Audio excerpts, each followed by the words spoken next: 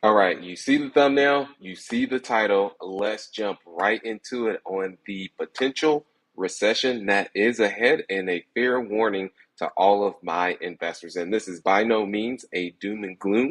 It's just one of those things I've learned is to hope for the best, but to prepare for the worst. So, going to go in just some points to protect yourself during the downturn as a investor when it comes to buying deals and real estate. So, go ahead as you're coming in here, and then also go ahead and comment below with anything just below.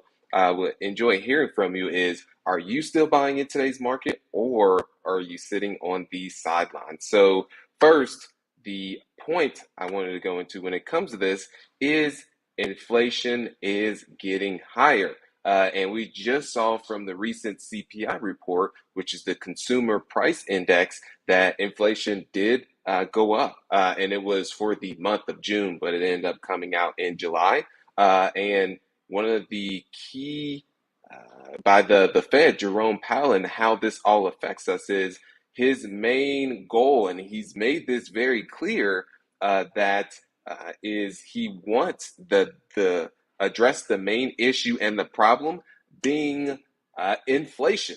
So if that is his goal, the only tool or the tool at his disposal, besides the making the money machine go burr, is to raise interest rates as a way to combat that. And this is just an article that was by CNBC.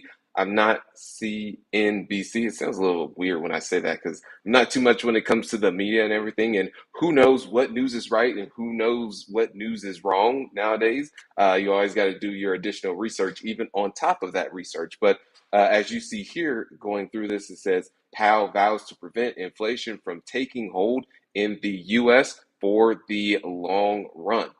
So what is this? Is his main goal, and how he plans to combat that is by continually raising the interest rates. And so the most recent interest rate increase we did have was 75 basis points, which is 0.75%. And then the next is potentially around that same. It could be a full point, which is 1%. And from that is that affects what buyers can actually pay, which is a double-edged sword in a way because now we've had it to where sellers' expectations have been sky high and way up here, and that's partly due to the sellers can set that price because buyers are actually paying it, but now buyers are not able to pay as much because now they have a higher interest payment. And if you're buying based upon investment purposes, is that affects your cash flow on the deal, so you're not able to pay as much in that situation. And so somewhere, and this is where I believe where someone's going to have to make a concession.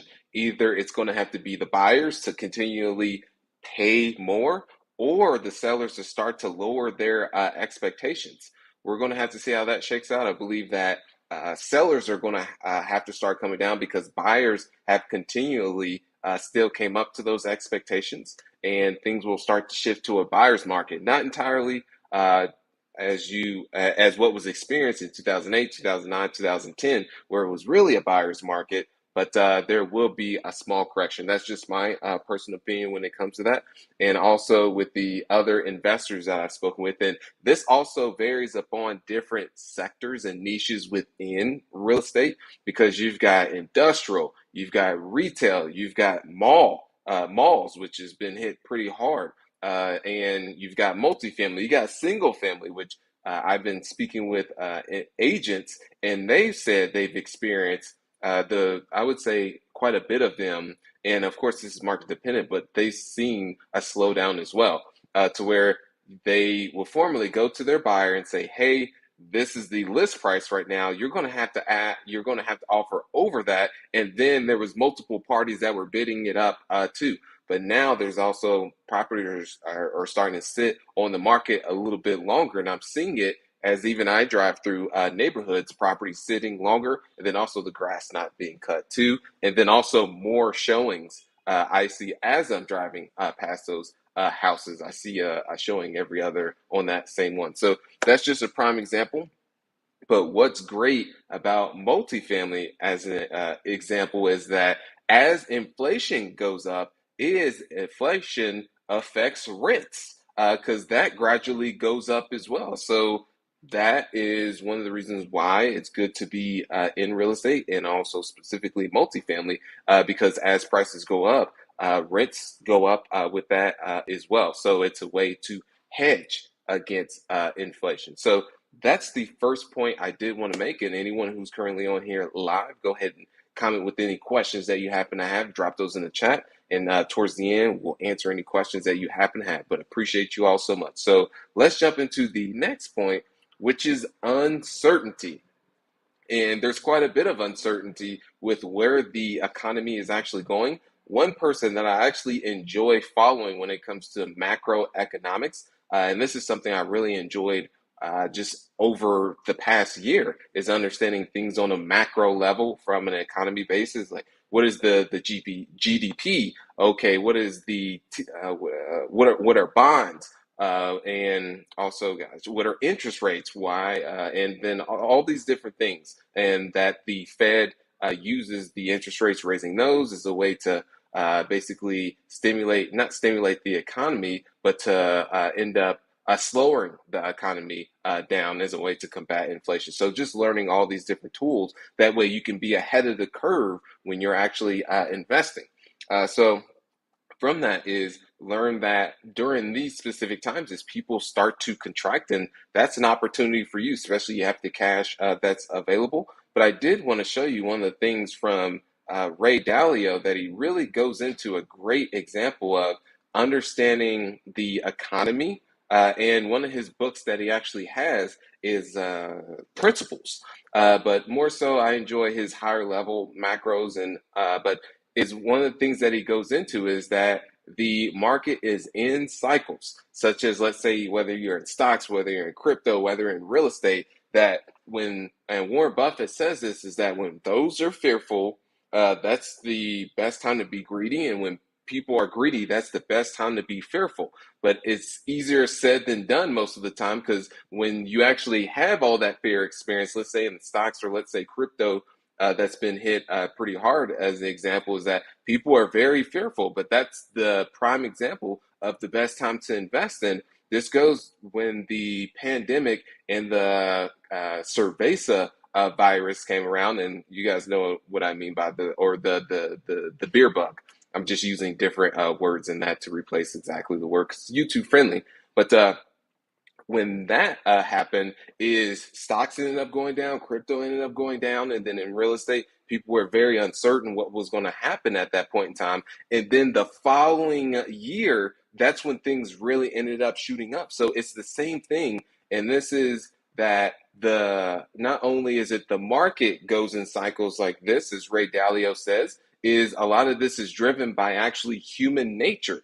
People are that way as we are in cycles. So if you can understand that what tends to happen from a retail standpoint when it comes to investing, interesting enough, is that when things are going up, that's when people start getting in, and then when things, and so they're buying at the more so at the top, and then when things go down, that's interesting enough when they decide to sell. And so it's when everything's going up, that's when they're getting in, and then that's when institutional money basically starts selling.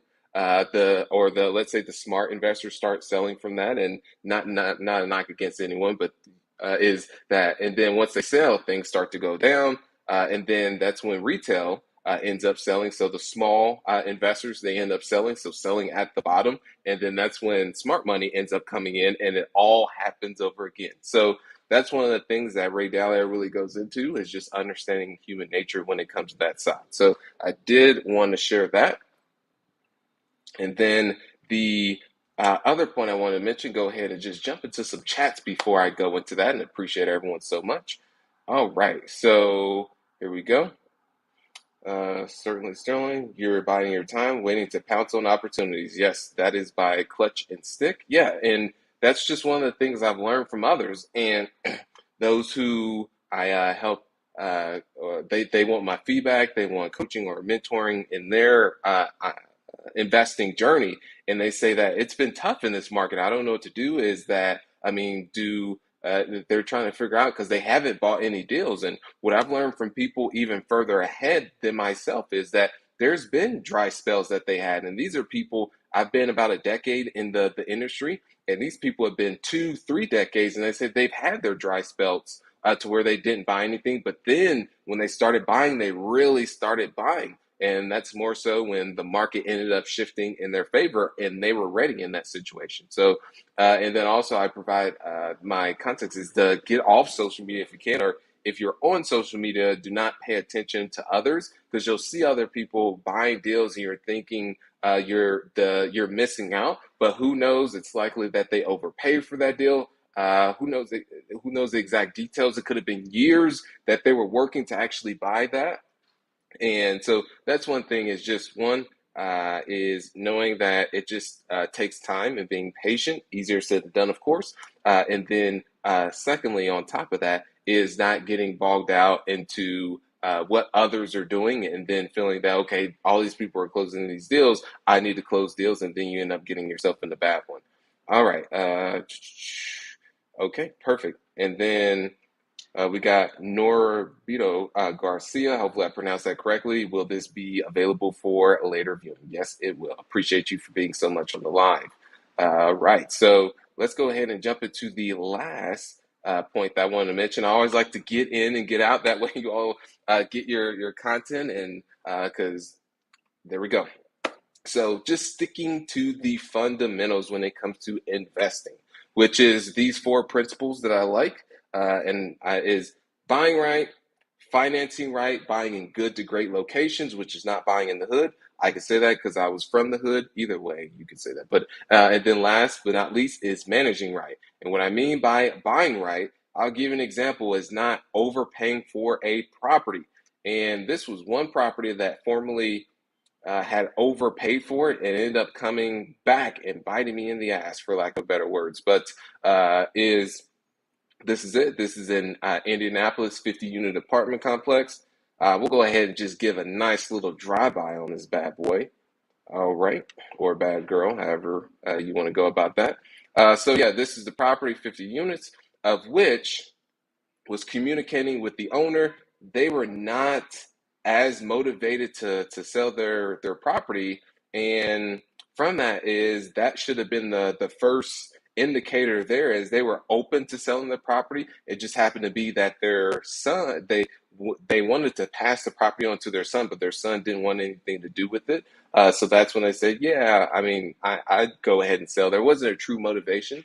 So ended up agreeing on the price, but that price was a decent, okay price, but was just really wanting to get that second deal on our belt. And this was when shifting to the multifamily. But what happened is when ended up putting the deal together, so this was a syndication, so raised the portion for the down payment and then also renovations. But in this, didn't get a loan because the lender ended up backing out because there was just too much capital capex that was on it. Capex meaning there was just a lot of deferred maintenance. So it was an older property, so it was just in not that good of condition. So the lender backed out.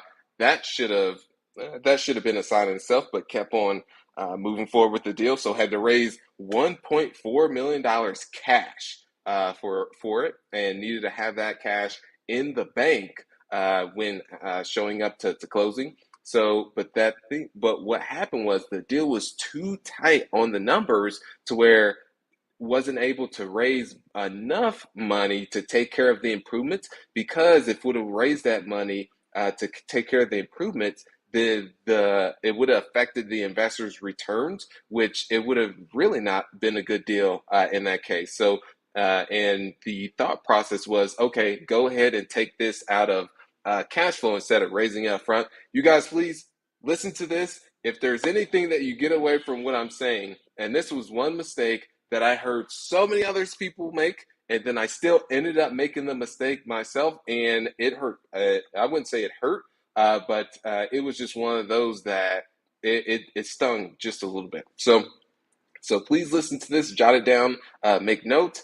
So ended up bought the property, and then I thought could take the renovations out of cash flow. No, it just didn't make sense because the cash flow was minimal. And then it was just basically a death spiral from there. So couldn't take it out of cash flow, and then didn't have enough money to take care of the units as they ended up turning. So ended up having to sell the property, but luckily where we were at in the market, we were still able to get a decent price for it. So it ended up being an okay return to the investors. But just think, you guys, if we were at a different part in the cycle where things were not heating up, and luckily was able to sell at the top and had to sell the property towards the bottom or when it was on the downswing. So you guys, please listen to that advice there. That will save you one, not having to go bald and your hair. So that's just what I want to add on that. If the deal doesn't make sense for you to have all the money up front and you're thinking take it out of cash flow, just don't buy the deal. So that's just my overall feedback on that. Yes. And then last here, Clutch of Six says the numbers always need to make sense. Yes, that is correct. Numbers don't lie, as I believe Yo Gotti would say. All right, watching you on your path to Grant Cardone status. You're going to be great. Thanks so much on those kind words. I very much appreciate it, Clutch and Six. So, and I appreciate you being on here and devoting the time to listen to just me sharing my personal experiences. I don't have all the answers, as Kanye West would say this way, is you don't have all the answers. So I'm just sharing my personal experience, and I'm still learning myself, and just want to share and give back as much as I can. So as mentioned, you guys, go ahead and like if you're getting value from this. And if you're on YouTube, go ahead and hit that subscribe button. So I appreciate you all so much. Enjoy the rest of your weekend. I'm out here in Mexico. So really enjoy the weather out here, and also more so working on my Spanish. I'm close to fluent. I can speak it, but difficult for me to hear it. It sounds very, very fast. But all right, you guys, I'll see you on the next stream. Thank you so much. All right.